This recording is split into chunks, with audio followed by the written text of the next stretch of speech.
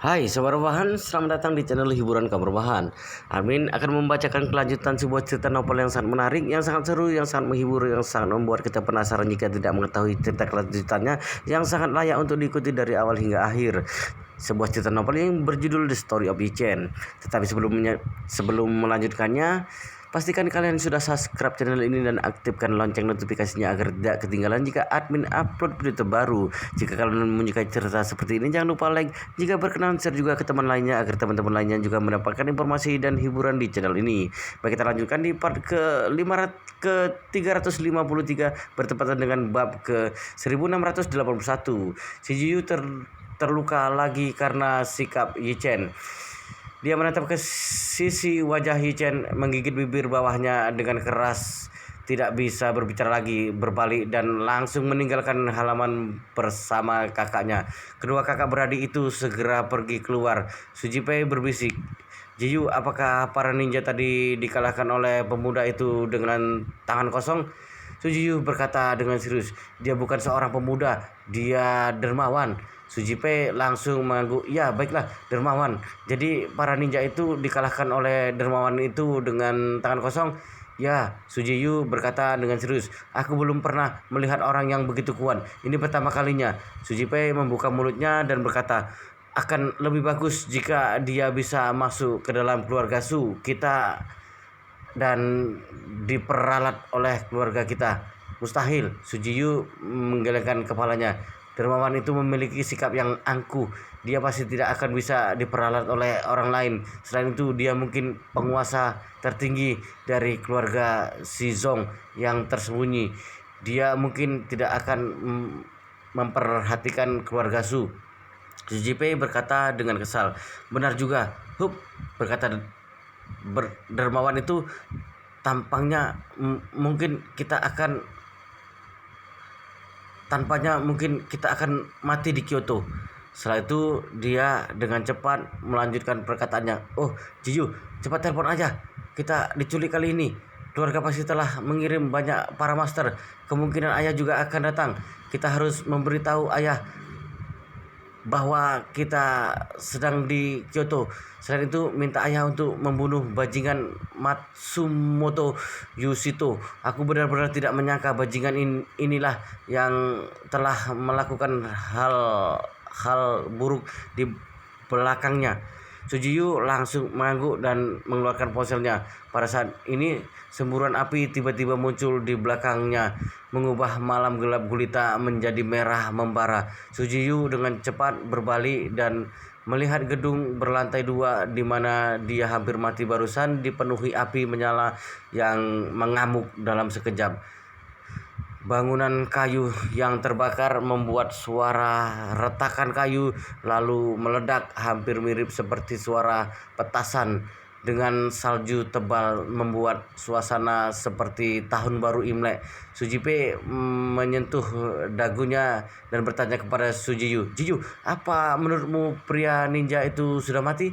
Su Jiyu bertanya balik, "Apakah menurutmu masih mungkin jika mereka selamat dari kebakaran besar itu?" Su Jipei melambaikan tangannya. "Aku tidak bermaksud begitu. Maksudku, apakah dermawan itu membunuh mereka terlebih dahulu dan kemudian membakarnya, atau dia membakar mereka hidup-hidup?" Su Jiyu merasakan udara dingin di punggungnya dan segera menggelengkan kepalanya, lalu berkata, "Untuk hal itu aku juga tidak tahu." Saat dia berkata, sosok Yi-Chen muncul lagi di benaknya dan dia tidak bisa menahan diri untuk tidak bergumam, "Dermawan itu, dia benar-benar bukan manusia. Aku sungguh ingin tahu identitasnya yang sebenarnya." Su Jipei berkata sambil tersenyum, "Jika kamu ingin tahu, minta keluarga kita membantumu untuk memeriksanya di negara ini. Siapa yang tidak dapat kami cari tahu identitasnya." Su Jiyu menggelengkan kepalanya. "Dermawan itu jelas tidak akan membiarkan kita mengetahui identitasnya. Jika kita sengaja memeriksanya, bagaimana jika kita justru menyinggungnya?" Su Jipei menepuk mulutnya. "Astaga, benar juga." Setelah itu Su Jipe memikirkan percakapan Yi Chen sebelumnya dengan Ninja Iga dan berkata, "Oh ya, saat kepalaku ditutup tadi, aku mendengar dermawan itu memberitahu orang dari keluarga Iga bahwa dia tampaknya adalah temannya nona muda dari keluarga itu." "Oh iya." Su Jiyu mengangguk dan berkata, "Alasan mengapa dia datang ke sini adalah untuk nona muda dari keluarga itu." Sujipe menjawab, "Sepertinya namanya itu Nanaku." "Ya," Sujiyu berseru, "namanya itu Nanaku. Dia gadis yang cantik dan ahli seni bela diri." Sujipe berkata seperti sedang bergosip, "Hei, Jiyu, apakah menurutmu dermawan adalah pacar itu Nanaku? Mungkin kelak dia bisa menjadi menantu itu Yuhiko. Kita akan memiliki lebih banyak kerjasama dengan hubungan dengan itu Yuhiko di masa depan. Mungkin kita akan memiliki kesempatan untuk bertemu dengan dermawan." Sujiyu tiba-tiba merasa sangat tidak nyaman ketika mendengar ini. Dia sangat kecewa dan bertanya pada dirinya sendiri, apakah dermawan itu benar-benar pacar itu Nanaku? Dermawan adalah orang Cina. Mengapa dia menjalin hubungan dengan gadis Jepang? Bukankah dia harus menjalin hubungan menikah dan memiliki anak dengan seorang gadis Cina? Memikirkan hal ini, Sujiyu menghela napas dan berkata, "Aku menelpon ayah dulu." "Ya," Sujipe mengangguk, lalu membungkuk dan mengambil segenggam salju dari tanah, mengoleskannya di wajahnya dan berkata sambil emosi, "Hup, aku selamat dari sebuah hal buruk." Senangnya, saat ini di Tokyo, kekacauan sedang terjadi. Departemen Kepolisian Tokyo menjadi gila. Pertama, kedua kakak beradik dari keluarga Su diculik dan lebih dari selusin orang terbunuh. Kedua, keluarga Takashi menemukan beberapa orang-orangnya yang membeku. Kemudian, putra Takashi, Machi, dibakar hidup-hidup di dalam mobil. Setiap peristiwa ini dapat dianggap sebagai kasus kriminal utama tahun ini. Namun, dalam waktu yang sangat singkat, kasus itu pecah di Tokyo satu demi satu. Apalagi hampir semuanya adalah kasus dari keluarga papan atas. Departemen Kepolisian Tokyo merasa seperti diinjak-injak dan kemudian dicambuk berulang kali dengan ikat pinggang. Terlebih lagi, Departemen Kepolisian Tokyo belum menemukan petunjuk yang berguna sejauh ini. Sekelompok kasus hampir membuat gempar Tokyo, tetapi mereka masih tidak dapat menemukan petunjuk tentang kakak beradik dari keluarga Su. Mereka bahkan tidak tahu siapa yang menculiknya. Jadi bagaimana bisa mereka menemukannya? Oleh karena itu, seluruh Departemen Kepolisian Tokyo merasa bingung dan tidak tahu apa yang harus dilakukan. Su Saudao telah kehilangan kesabarannya. Putra dan putrinya masih belum ditemukan dan tidak diketahui bagaimana keadaan mereka. Dia harus terus menunggu kabar dari Departemen Kepolisian Tokyo yang tidak berguna baginya. Itu adalah penderitaan terbesar dalam hidupnya. Tepat ketika dia akan pergi langsung ke Kementerian Luar Negeri Jepang untuk mengangkat masalah ini ke kasus diplomatik besar, dia tiba-tiba menerima telepon dari nomor ponsel lokal Jepang. Setelah dia menjawab telepon itu dengan curiga, dia langsung mendengar suara Sujiyu. "Ayah, ini aku, Jiyu." Mendengar suara putrinya, hati Su Saudao hampir melompat keluar. Dia sangat bersemangat sehingga dia berkata, "Ji." Pada saat ini Sujiyu dengan cepat memotong dan berkata, "Ayah, apakah Anda orang lain di sekitar ayah? Jika demikian, jangan biarkan orang lain tahu ini aku." Su Saudao melihat sekeliling. Selain orang-orangnya sendiri, dia ada beberapa orang dari Departemen Kepolisian Tokyo dan bahkan beberapa anggota kabinet. Jadi dia dengan cepat mengubah kata-katanya dan berkata, "Apakah kamu tahu aku sedang sibuk sekarang? Jika tidak ada yang penting, tutup saja. Jika ada sesuatu yang penting, langsung katakan saja." Sujiyu berkata, Ayah, kakak dan aku aman sekarang. Kami telah diselamatkan, tetapi kami tidak berada di Tokyo. Kami berada di Kyoto." Su Saudao merasa lega. Pada saat yang sama, dia tidak bisa menahan rasa kesalnya pada Departemen Kepolisian Tokyo. Pada saat ini dia membenci orang-orang bodoh ini di dalam hatinya. Orang-orang bodoh ini mereka bersumpah dan memberi tahuku bahwa penjahat itu kemungkinan akan bersembunyi di Tokyo dan tidak mungkin meninggalkan kota. Selain itu mereka juga mengatakan bahwa mereka memblokir lalu lintas eksternal Tokyo tepat waktu dan menyiapkan kartu untuk menyelidiki secara ketat semua orang di luar kota. Jadi anak-anakku pasti ada di Tokyo. Mereka berkata bahwa hanya perlu waktu untuk menemukan anak-anakku. Tapi apa yang terjadi? Anak-anakku ternyata berada di ratusan kilometer jauh di Kyoto. Orang-orang bodoh ini benar-benar ingin sebuah pisau mengukir kata bodoh di wajah mereka. Namun Susaudao juga tahu bahwa ini bukan waktunya untuk marah. Jadi dia bertanya, apa yang harus kulakukan? Sujiyu berkata, ayah, jangan beritahu orang-orang dari Departemen Kepolisian Tokyo terlebih dahulu. Aku meragukan kemampuan mereka dan mereka mungkin membocorkan informasi secara internal. Jadi aku ingin ayah mengirim orang-orang kita sendiri ke Kyoto untuk menjemputku dan kakak. Susaudao segera berkata, ya. Sujiyu berkata, oh ya ayah, orang-orang menculik kita adalah Matsumoto Yoshito dari Tokyo. Dia ingin membunuh kita dan menyalahkan Ito Yohiko. Jadi dia membawa kita ke Kyoto. Apa? Nada suara Susaudao langsung menjadi sangat suram. Jadi dia Susaudao pernah sangat curiga bahwa orang di balik penculikan kedua anaknya adalah Ito Yohiko. Tetapi Departemen Kepolisian Tokyo diam-diam memantau Ito Yohiko dan memeriksanya begitu lama tetapi tidak ada petunjuk. Awalnya Susaudao mengira bahwa kepolisian Tokyo sengaja melindungi Ito Yohiko. Sekarang dia tahu bahwa Ito Yohiko benar-benar tidak ada hubungannya dengan masalah penculikan ini. Mereka tidak hanya tidak terlibat dengan penculikan, tetapi mereka hampir saja menjadikan kambing hitam. Dan Susaudao tidak menyangka bahwa orang di balik semua ini adalah Matsumoto Yoshito. Dia bahkan tidak memasukkannya ke dalam daftar orang yang mencurigakan. Tampaknya Matsumoto Yoshito ini benar-benar berbahaya. Tanpa diduga, dia bisa secara diam-diam memicu begitu banyak insiden dan membuat keluarga itu dan keluarga Takashi saling mencurigai. Selain itu, dia juga membuat keluarga Su memutuskan kecurigaannya mereka pada kedua keluarga itu. Saat memikirkan hal ini, Susaudao ingin menelan nyawa Matsumoto Yoshito hidup-hidup. Jadi dia menggertakkan giginya dan berkata, aku mengerti maksudmu. Aktifkan ponselmu. Aku akan menyuruh orang-orangku untuk menghubungimu. Sujiyu buru-buru berkata, ya, aku akan menunggu di Kyoto bersama kakak. Susaudao menutup telepon, berdiri dan berkata kepada Direktur Departemen Kepolisian Tokyo, aku punya hal lain yang harus dilakukan. Aku pergi dulu. Direktur Departemen Kepolisian buru-buru bertanya, Tuan Su, Anda mau kemana? Apa hubungannya denganmu? Susaudao berkata dengan nada buruk, sebaiknya kamu mencari cara untuk menemukan putra dan putriku. Jika tidak, aku akan mengirimkan ke Kementerian Luar Negeri Jepang. Direktur Departemen Kepolisian bergegas maju dan memohon, Tuan Su, beri saya waktu 12 jam terakhir. Selama itu saya akan memeriksa seluruh Tokyo.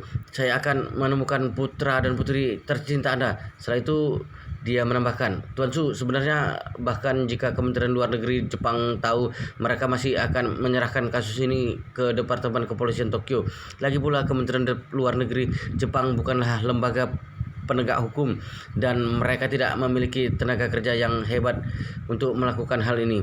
Susaudao berkata dengan dingin, kalau begitu cepatlah, jangan berlama-lama di sini. Setelah itu Susaudao berbalik dengan marah dan pergi. Setelah meninggalkan Departemen Kepolisian Tokyo, kalimat pertama Susaudao ketika dia duduk di dalam mobil adalah memerintahkan orang percayanya Yiming segera bawa 20 orang ke Kyoto untuk menjemput Jipe dan Jiyu. Aku akan memberimu nomor ponsel mereka. Kamu bisa menghubungi Jiyu. Pria parubaya bernama Yiming yang bernama lengkapnya Zhao Yiming adalah orang kepercayaan Susaudao yang telah mengikutinya selama bertahun-tahun. Ketika dia mendengar perintah Susaudao, dia segera bertanya, Tuan, apakah Anda sudah menemukan Tuan Muda dan Nona Muda? Ya, Susaudau mengangguk. Mereka berdua baik-baik saja. Tetapi dalang di balik semua ini benar-benar di luar perkiraan kita. Jauh Yiming buru-buru bertanya, Tuan, siapa dalang di balik semua ini? Susaudau mengertakkan giginya dan berkata, dia adalah Matsumoto Yoshito. Sialan beraninya dia menyakiti putra dan putri Susaudau. Matsumoto Yoshito ini harus mati. Yiming beritahu semua orang bahwa aku ingin kepala Matsumoto Yoshito sebelum fajar.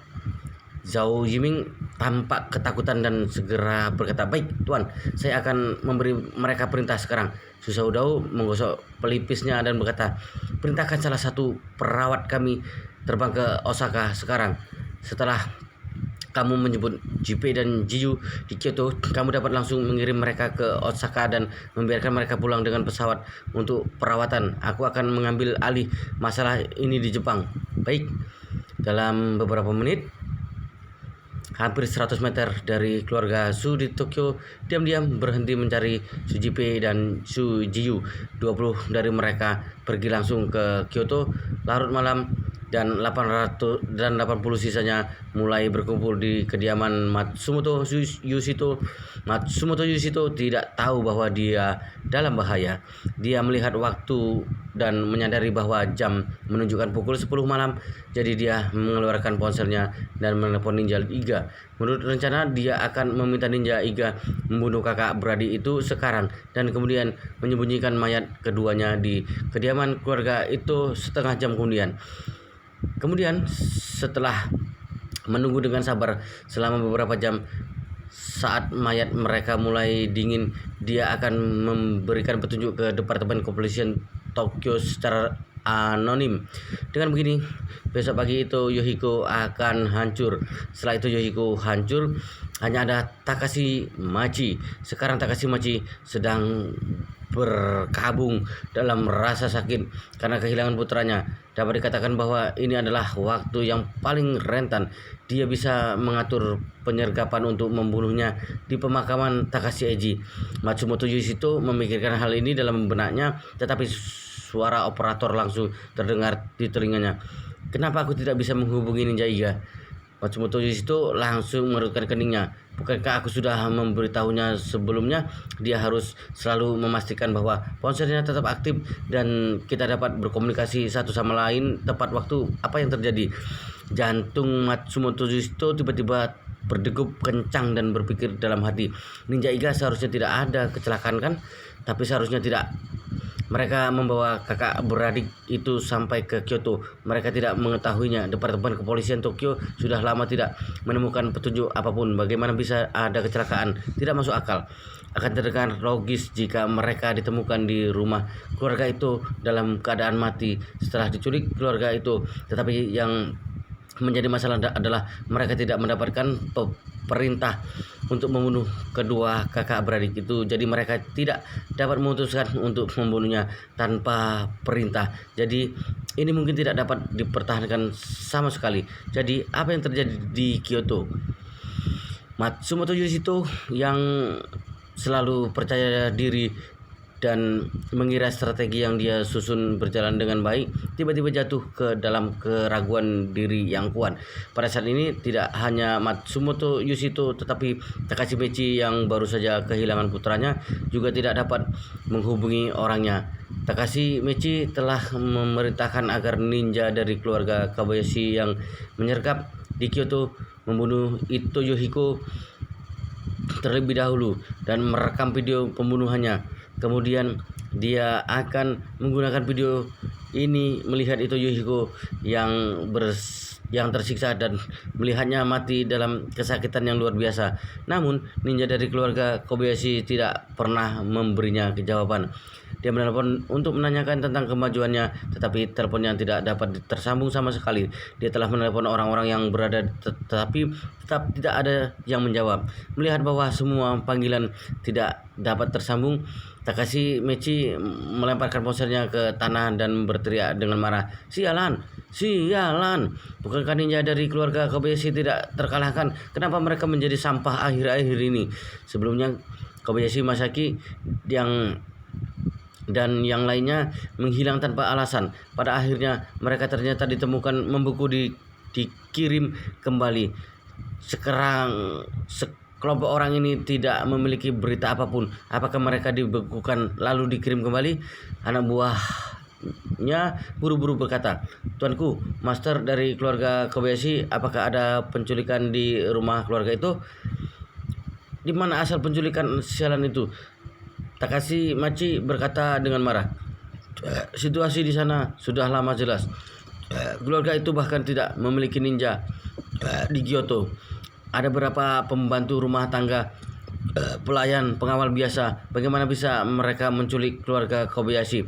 Apalagi ada 6 orang."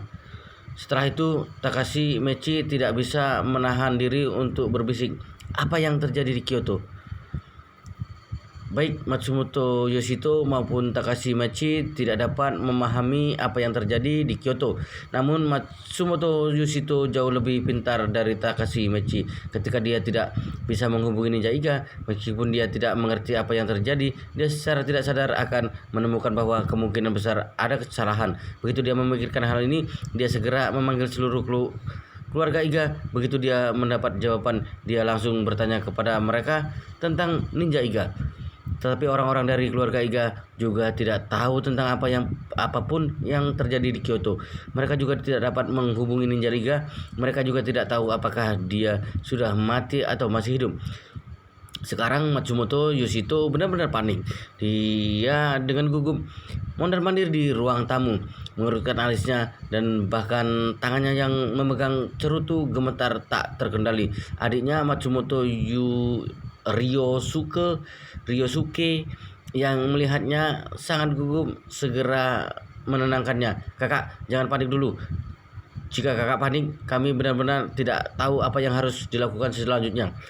Tidak seperti Takashi Machi. Tujuan Takashi Machi adalah itu Nanako yang tidak ada hubungannya dengan keluarga Su, jadi tidak masalah jika motifnya terungkap. Kekuatan kedua keluarga itu pada dasarnya bisa seimbang 50-50, jadi dia tidak takut pada itu Yuhiko. Namun Matsumoto Ryosuke tahu bahwa jika motifnya terungkap, dia tidak hanya akan menghadapi keluarga besar Su, tetapi juga keluarga itu dan keluarga Takashi. Oleh karena itu, dia merobek cerutunya dan berkata kepada Matsumoto Ryosuke, "Semua perhitunganku hampir semuanya benar. Jika aku menang, keluarga Matsumoto bisa menjadi yang teratas di Jepang. Tapi jika aku kalah, keluarga Matsumoto akan diinjak-injak sampai mati oleh 3 keluarga besar, yaitu keluarga Su, keluarga Ito, dan keluarga Takashi." Kemudian dia berkata dengan gugup, "Sekarang Ninja Iga tidak bisa dihubungi, dan aku tidak tahu bagaimana keadaan Tsu Jipei dan Tsu Jiyu. Aku tidak tahu apakah motif kami sudah terungkap atau belum. Jika belum terungkap, itu tidak masalah. Yang paling terburuk mungkin kita gagal untuk menjebak itu Yuhiko, tapi ya, jika motif kita sudah ketahuan, pada akhirnya kita tidak akan hidup."